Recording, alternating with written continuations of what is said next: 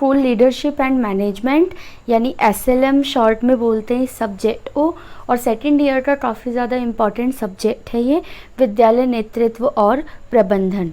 तो 2022 का बिल्कुल इस साल जो SCERT द्वारा क्वेश्चन रिलीज़ किया गया था, क्वेश्चन पेपर, जो इस साल दिल्ली के सभी SCERT कॉलेजेस जितने भी थे प्राइवेट या गवर्नमेंट, सभी ने इसी पेपर को अटैम्प्ट किया था। तो ये आपके लिए काफ़ी ज़्यादा इम्पॉर्टेंट है, फर्स्ट ईयर वालों को भी आगे काम आएगा, और बाकी जिनके अभी तक एग्ज़ाम नहीं हुए हैं वो भी यहाँ से अपनी अच्छी खासी प्रिपरेशन जो है वो कर सकते हैं। क्वेश्चन किस टॉपिक से किस तरह आएगा ये आइडिया आपको यहाँ पर मिल जाएगा। तो स्टार्ट करते हैं इस वीडियो को। और ये जो पेपर है आपका 75 नंबर का है, तो वही इसका पैटर्न रहेगा, शुरू के 5 क्वेश्चन 10 नंबर के और बाद के 5 क्वेश्चन 5 नंबर के। अब देखेंगे हम कि किस तरीके से क्वेश्चन जो है वो यहाँ पर गिवन है। एंड सबसे पहले जो है क्वेश्चन नंबर 1 देखिए, संपूर्ण गुणवत्ता प्रबंधन, the most important topic of SLM।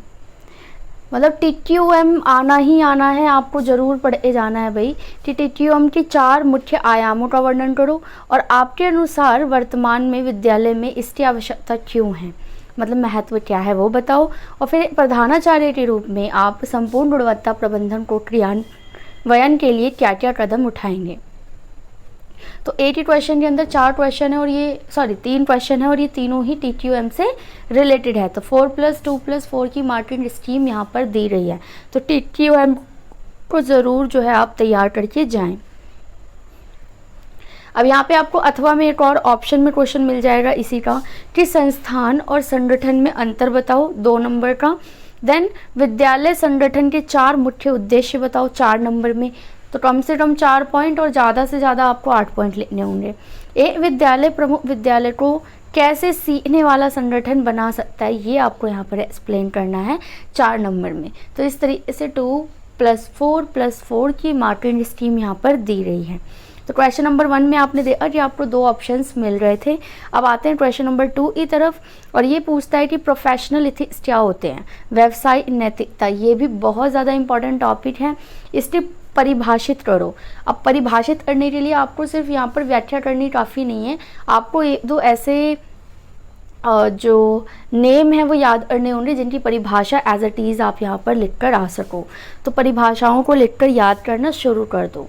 शिक्षा के क्षेत्र में व्यावसायिक नैतिकता और अध्यापक जवाबदेही, टीचर अकाउंटेबिलिटी भी आ गई। अब ये दोनों एक दूसरे से कैसे रिलेटेड है आपको ये बताना है, और साथ ही उपयुक्त उदाहरण भी देना है, जिसके लिए आपको 2 नंबर मिलेंगे। तो 3+5+2 की मार्किंग स्कीम यहाँ पर क्वेश्चन नंबर 2 में दी गई है। अब आइए क्वेश्चन नंबर 3 की तरफ, और क्वेश्चन नंबर 3 को देखेंगे। यहाँ पर आपको बताना है कि एक प्रभावी सकारात्मक कक्षा कक्ष प्रबंध की कोई 4 विशेषताएं बताओ, कि कोई जो पॉजिटिव क्लासरूम मैनेजमेंट होता है उसके अंदर कौन सी 4 बातें होती हैं। एक प्रारंभिक शिक्षक के रूप में आप अपनी कक्षा को समावेशी कक्षा बनाने के लिए क्या कदम उठाओगे, एक इंक्लूसिव क्लासरूम बनाने के लिए आप क्या क्या कर सकते हो, ये आपको यहाँ पर बताना है। इंक्लूसिव मतलब जिसमें सभी प्रकार के बच्चे एक साथ एक अवसर पर पढ़ाई करते हों। उदाहरण भी देना है आपको, तो यहाँ पर 4+6 की मार्किंग स्कीम दी गई है। साथ ही साथ क्वेश्चन नंबर 3 में आपको ऑप्शन दे दिया है, एक और क्वेश्चन दिया गया है कि कक्षा के वातावरण प्रबंधन में अध्यापक द्वारा किन समस्याओं का सामना करना पड़ता है, सूची बनाओ। और फिर कक्षा प्रबंधन से जुड़ी समस्याओं का उचित उदाहरण के साथ समाधान भी आपको बताना है।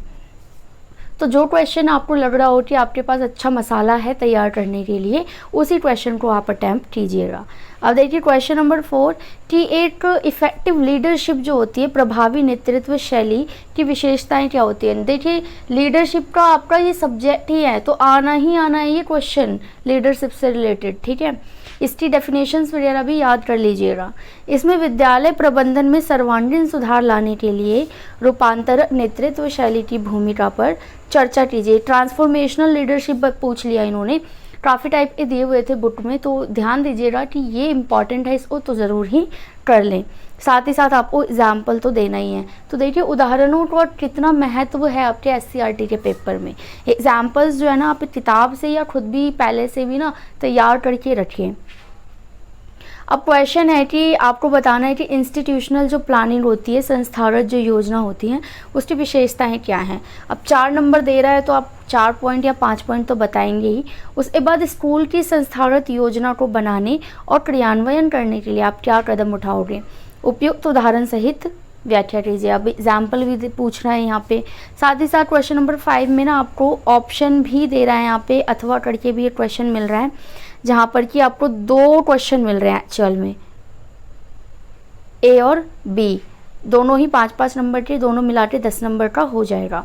तो ए में पूछ रहा है कि समय सारणी स्कूल की घड़ी होती है, कोट दे दिया। देखिए कोटेशन वाले क्वेश्चन काफ़ी आते हैं, पिछले पेपर आप दे रहे होंगे कि कोट दे देते फिर कहते हैं इसकी व्याख्या करो।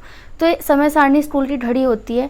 एक विद्यालय प्रमुख के रूप में आप समय सारणी के निर्माण में कौन कौन सी बातों का या सिद्धांतों का पालन करोगे। 5 नंबर का तो कम से कम 10 पॉइंट चाहिए यहाँ पर, तब जाके आपके आंसर जो है वो पूरा हो पाएगा। पार्ट बी में पूछा है कि विद्यालय में प्रभावी प्रबंधन के लिए विद्यालय सूचना प्रबंधन प्रणाली के महत्व पर चर्चा कीजिए और इस संदर्भ में विभिन्न प्रकार के विद्यालय अभिलेखों का रखरखाव जो है किस तरीके से किया जाता है वो भी आपको बताना है। तो दोनों ए और बी मिला के 5 और 5 10 नंबर का क्वेश्चन हो गया। तो ये आपके 5 क्वेश्चन थे 10-10 नंबर वाले। पार्ट ए था, ये आपका पार्ट 1 था।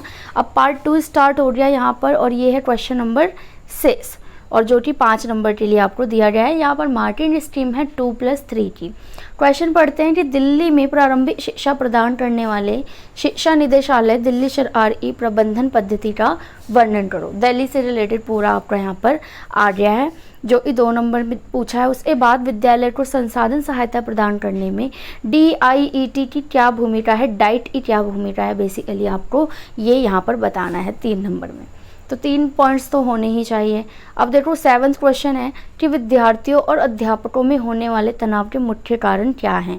2 नंबर अब पूछा है तो 4 पॉइंट्स ले दो, क्या क्या रीज़न है। फिर तनाव को कम करने के लिए आप क्या कदम उठाओगे। 3 नंबर आए तो कम से कम 5 पॉइंट या 5 उपाय आपको यहाँ पर बताने होंगे। अब क्वेश्चन नंबर 7 आपको एक और ऑप्शनल क्वेश्चन दे रहा है कि विद्यालय प्रणाली में द्वंद्व के कारणों का संक्षेप में बताओ। क्या क्या कारण होते हैं द्वंद्व के, कॉन्फ्लिक्ट के। 2 नंबर आ है तो मतलब आप 4 पॉइंट बता दो। फिर 3 नंबर और मिलेंगे विद्यालय के द्वंद्व निवारण की युक्तियाँ बताने के लिए, तो कम से कम 5 या 6 युक्तियाँ आपको यहाँ पर बतानी होगी। अब देखिए क्वेश्चन नंबर 8 है आपका कि स्कूल के संदर्भ में इनडिसिप्लिन और मिसबिहेवियर जो होता है, अनुशासनहीनता और अशिष्ट व्यवहार, जरूर पढ़े जाओ, काफ़ी इंपॉर्टेंट है। इन दोनों में अंतर बताओ और साथ ही साथ उदाहरण सहित विस्तार से समझाओ, और वर्तमान के संदर्भ में इससे निपटने के लिए कौन कौन सी रणनीतियाँ या फिर आप कह सकते हो कि जुगाड़ हैं आपके पास, स्ट्रेटजीज़ हैं, वो यहाँ पर बताओ। अब क्वेश्चन नंबर 9 देखेंगे कि विद्यालय में विभिन्न प्रकार की क्रियाएं सफलतापूर्वक आयोजित करने के लिए टीम का गठन महत्वपूर्ण है। ये कोड दे दिया आपको, इस कथन को उपयुक्त उदाहरण से समझाना है। तो दे रहे हो ना, कोड देकर आपको जो है क्वेश्चंस के आंसर्स पूछ रहे हैं। अब क्वेश्चन नंबर 10 लास्ट क्वेश्चन है, और यहाँ पर आपको किन्हीं 2 पर संक्षिप्त टिप्पणी करनी है, यानी 2.5 नंबर के लिए। तो यहाँ पर 4 ऑप्शन है, आपके 4 में से सिर्फ 2 करना है। कितना आपको रिलायबिलिटी मिलेगी यहाँ पर, तो जो 2 ऐसे लगते हो आपको कि आप भरपूर ले सकते हो उसे उठा लीजिएगा। जैसे सामुदायिक संसाधन और विद्यालय में इनका प्रयोग, जो कम्युनिटी रिसोर्स है उनका स्कूल में कैसे यूज़ किया जाएगा।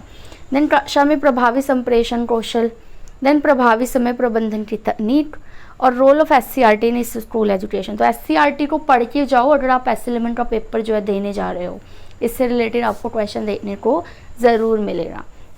इसके अलावा TQM काफ़ी ज़्यादा इम्पॉर्टेंट है, और बिहेवियरल वाले जो एस्पेक्ट है वो बहुत ज़्यादा इम्पॉर्टेंट है। कॉन्फ्लिक्ट, स्ट्रेस, ये भी काफ़ी ज़्यादा इम्पॉर्टेंट होगा। लीडरशिप को ज़रूर पढ़े जाएं, और टाइप ऑफ जो लीडरशिप था जिसमें ट्रांसफॉर्मेशनल और भी थे कई, इन चीज़ों को पढ़कर आप जाएंगे इस पेपर के लिए तो काफ़ी हद तक आप वहाँ पर स्ट्रॉन्ग फील करेंगे एग्जामिनेशन हॉल में, और लिख भी पाएंगे चीज़ों को, क्वेश्चन को। क्योंकि देखिए एज इट इज़ तो क्वेश्चन नहीं ही आ जाएंगे, कुछ एज इट इज़ भी आ सकते हैं, ये डिपेंड करता है। बाकी अगर क्वेश्चन कुछ अलग से आ गया तो आप उसी टाइम एग्जाम्पल बना पाओ, पॉइंट बना पाओ, इस तरीके से अपने माइंड को आप एक्सरसाइज करवाओगे।